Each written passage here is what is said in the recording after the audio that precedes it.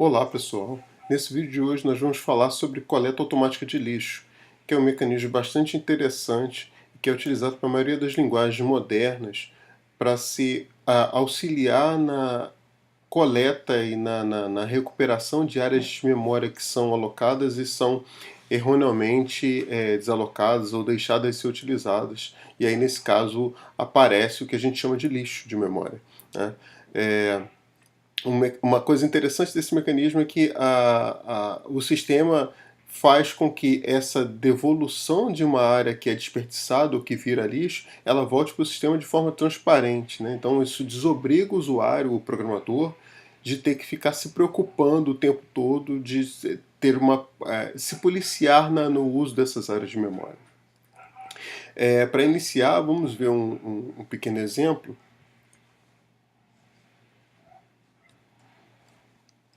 Para iniciar, vamos ver um pequeno exemplo. Imagine e observe esse código aí em C, ele apenas declara uma variável v, né, do tipo ponteiro para o inteiro, aloca essa memória dinamicamente através dessa função malloc, em seguida faz v receber nulo, ou seja, faz v apontar para uma área padrão de indefinição que indica que aquele v não está apontando para lugar algum, e que a gente consegue checar isso, né? Observem que essa área ela é alocada nessa linha 3 e na linha 4 ela deixa de ser referenciada, ou seja, ela passa a ser um lixo, né? Porque eu não tenho nenhuma outra área de memória, nenhuma outra variável apontando para essa área de memória.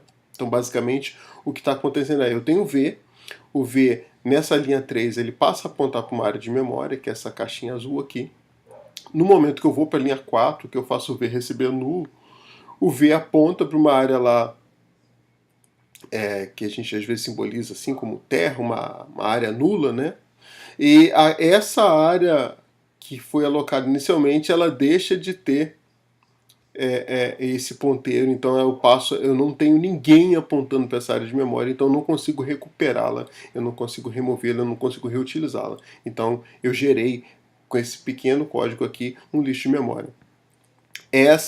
Exatamente esse código aqui, se a gente fosse rodar numa linguagem como Java ou qualquer outra linguagem recente que trabalha com coleta automática de lixo, ele não geraria lixo. Ou, na verdade, iria gerar, mas o sistema ia dar conta de identificar essa situação e devolver isso como área livre para ser reutilizada pelo programa. A coleta automática de lixo, ela, apesar de ter sido utilizada de uma maneira bastante intensa nos últimos anos, ela não é nova, na verdade o cara que projetou, que criou a ideia foi o John McCarthy, que já é falecido, ele faleceu em 2011, mas quando ele projetou o Lisp lá em 59, olha só, né?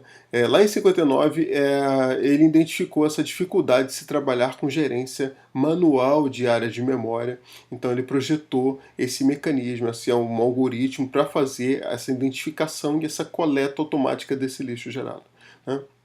Eu achei interessante falar do McCarthy porque às vezes a gente não conhece muitas das pessoas que influenciaram na computação, né? No caso do McCarthy, além de Lisp, ele influenciou o projeto de Algol, ele foi um dos que batizou, criou o termo inteligência artificial, que hoje é tão famigerado, né? E por aí vai, é um dos caras assim, bastante importantes dentro da área de computação. Basicamente, essa apresentação, esse vídeo, eu vou falar de dois algoritmos que eles são bem básicos e eles norteiam a maioria dos algoritmos que hoje existem para identificação, né, para o tratamento desse problema, que é o controle do lixo gerado pelos programas. Os algoritmos são contagem de referência e o mark and sweep, ou marca e limpa, marca e varre. Vamos dar uma olhadinha em cada um deles. O primeiro, de contagem de referência, o nome ele é bem sugestivo. A ideia é que cada área de memória ela tem um contador que é controlado pelo sistema de forma a conter quantas referências quantas variáveis, né, estão apontando para aquela área de memória. E a ideia é que no momento em que aquele contador ele se torne zero, é um flag, é uma informação, né, que indica para o sistema que aquela área não é mais referenciada pelo programa que está sendo utilizado, então ela pode ser coletada e devolvida como área livre para o sistema operacional. Então, é um mecanismo bastante simples, vamos ilustrar ele aqui rapidamente. Observem, eu tenho essa variável v, e aí nesse momento em que eu estou iniciando, né, nesse malloc, é como se eu tivesse uma caixinha ali, um contador que ele começa com o valor 1. No momento em que eu crio outras referências e faço-as apontar para o mesmo valor, eu vou alterando aquele contador de forma correspondente, né? Então aqui eu vou criar uma terceira referência para a mesma área, então eu tenho um novo valor naquele contador, né? E à medida que eu vou deixando de referenciar, né? Então imagine que eu deixe de fazer o K apontar para essa área de memória, eu atualizo também da mesma forma, né? De forma análoga. Apaguei o W ali, então agora eu voltei a ter 1, que era o que eu tinha inicialmente. E quando esse ponteiro deixa de apontar para aquela área de memória, aí sim eu tenho o caso extremo, né, acontecendo, esse contador ele passa a ser zero, então isso é uma indicação para o sistema de que aquela área não é mais referenciada, eu não tenho mais nenhum ponteiro, nenhuma variável minha apontando, guardando o endereço dessa área de memória, então o sistema pode garantidamente remover aquela área, que isso não vai afetar em nada a execução do meu programa. Então, é um algoritmo bastante simples, mas é que ele tem um comportamento que pode trazer o que a gente chama de um overhead razoável aí, significativo para a execução dos nossos programas. Por quê?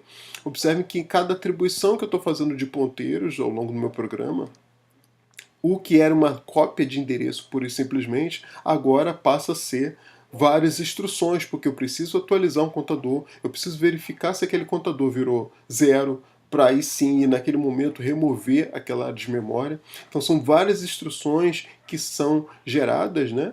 Lá o compilador gera lá para o baixo nível, e que são geradas a partir de uma única atribuição, né? Então uma coisa que tinha um custo de uma atribuição passa a ter o custo de várias instruções. Isso traz um overhead, então, ou seja, o que eu quero dizer é que a contagem de referência, esse mecanismo de coleta, ele não vem a custo zero, né? Então eu tenho um impacto no meu desempenho, e nesse caso de contagem de referência, ele é um pouco intenso, né? E um detalhe é que não necessariamente, observem, imaginem que se eu estou rodando um programa pequeno, né? Então eu estou fazendo essas checagens o tempo todo, e imagino que o programa ele roda por muito pouco tempo e eu tenho memória suficiente. Então eventualmente eu estou fazendo um monte de checagens que de repente não precisariam ser feitas, porque o programa vai encerrar e aquele desperdício vai deixar de existir em algum momento na minha memória. Então, o algoritmo de contagem de referência ele não leva em conta essas situações, e é exatamente isso que explora o algoritmo seguinte, que é o Mark and Sweep. Né? O Mark and Sweep, primeiramente, a gente chama diz que ele é um algoritmo lazy, um algoritmo guloso. Por que ele é um algoritmo guloso? Porque ele só se inicia após o esgotamento do heap. Então, basicamente, a gente define um limite. Imagine, por exemplo, que vou dizer, quando 90% do meu heap estiver cheio, aí sim eu vou fazer uma limpeza, né, para tentar ter mais memória e assim não comprometer a execução do meu programa. Né? Então a gente define um limite, e somente quando a memória ocupa aquele máximo lá que a gente vai procurar, que o sistema vai varrer o heap buscando desperdícios, né, buscando lixos. Né? E como é que nesse algoritmo essa busca acontece, como é que ela é identificada? No primeiro momento, eu tenho o coletor marcando todas as células como lixo. Em seguida,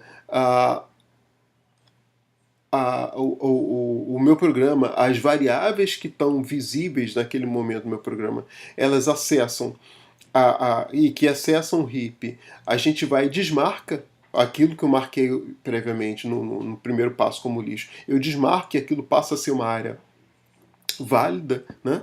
E num terceiro momento, depois de ter percorrido e desmarcado todo mundo que era válido, quem ainda continuou como lixo é lixo de fato, então pode ser devolvido para o sistema garantidamente. Isso não vai impactar em nada na execução do nosso programa. Então, vamos mais ou menos ilustrar aqui. Se eu tenho, por exemplo, o V apontando para uma área de memória, como tinha no primeiro momento, e aí imaginem que eu tenho uma segunda, uma terceira área de memória que eram alocadas, que tinham referência que deixaram de ter, e eu tenho aqui embaixo, por exemplo, o W. Então o primeiro passo do algoritmo Mark and Sweep é marcar todo mundo como lixo. Então eu venho aqui e marco, essa área, essa área, essa área. Avançou aqui. Essa área e essa área como lixo, né? E aí depois eu percorro os meus ponteiros e desmarco as áreas que eles estão alcançando. Então eu venho aqui, eu vou dar uma rasurada aqui na área do X e na área do W. E aí o que restou, na verdade, essas duas áreas aqui, garantidamente são lixos, então elas podem ser devolvidas como área livre para o nosso sistema. O interessante, no caso do Mark and Sweep, é que apesar dele ter que percorrer o heap todo num dado momento para fazer essa parada e fazer essa análise de memória, o que é uma desvantagem, né? Porque, digamos, para evitar inconsistência, pensando da maneira mais simples, a execução do programa tem que ser interrompida, né, para que essa limpeza possa acontecer, para não gerar inconsistência, mas ela, eventualmente, ela não acontece, né? Então, se eu não cheguei naquele meu limite do meu heap, então a memória continua sendo suficiente para a execução do meu programa. Eu não preciso me preocupar em fazer a coleta de lixo, então a execução do coletor ela não está comprometendo, ela não está roubando, ela não está desperdiçando a execução do meu sistema. Pois bem, por hora é isso. Então, esses algoritmos eles são bastante interessantes. Acho que os cientistas de computação eles têm que entender, perceber esses insights. Existem várias variações em cima desses aí. Por exemplo, dos contagens de referência, uma das falhas, uma das desvantagens da implementação básica dele é que ele tem uma limitação com estruturas circulares, por exemplo. Então, se a gente pensar numa lista circular, a cabeça, aquele primeiro elemento, ele vai ter um contador com valor 2, porque eu tenho o ponteiro que aponta para aquela lista inicialmente, né, para a cabeça dela, e a lista vai até o final, e quando volta, essa volta é um segundo valor, né? Ele coloca esse cabeça valendo 2. Então, quando eu pego essa meu elemento L e faço ele... Eu posso até exemplificar isso aqui, né? Imagina, por exemplo, vamos ignorar essas coisas aqui. Eu tenho isso aqui como uma lista circular, e esse último aqui vai apontar para o primeiro, né? Então, esse primeiro aqui, ele tem contador 2, porque é esse ponteiro aqui mais esse aqui, né? No momento que eu pego e tiro esse meu ponteiro principal da lista, esse contador, ele deixa de ser 2, ele deixa de ser 2 e passa a ser 1. Ou seja, eu tenho minhas áreas todas valendo 1, né? No contagem de referência, não no Mark and Sweep, tá? Eu tenho todos valendo 1, então isso aqui não é lixo para o meu sistema, né? Então isso é uma deficiência, assim, uma fraqueza aí da implementação básica, mas tem algumas alternativas. Por exemplo, você trabalhar com a ideia de ponteiro fraco. Então, basicamente, esses ponteiros iniciais aqui que estão encadeando, fazendo o encadeamento principal, eles são todos ponteiros fortes. E esse ponteiro aqui, que dá conta de apenas fazer a volta, ele seria considerado um ponteiro fraco. E aí, em termos de implementação, o que difere é que esse ponteiro aqui para uma célula lá inicial, ele não vai alterar o contador. Então, esse cara aqui vai ficar valendo 1 apenas, e no momento que eu faço esse ponteiro, eu tiro eu deixo de apontar para esse primeiro elemento da minha lista, aí ao invés de eu ter 1, agora eu vou riscar e vou passar a ter 0, e aí esse cara vai poder ser removido, e aí isso vai acontecer uma reação em cadeia, digamos assim. Então, assim, são vários algoritmos interessantes e vale a pena. Eu vou procurar colocar alguns links, eu não achei nenhum material em português de videoaula no YouTube falando com respeito a esses algoritmos. Vou tentar colocar alguns links interessantes na descrição desse vídeo. Beleza? Brigadão e até o próximo vídeo.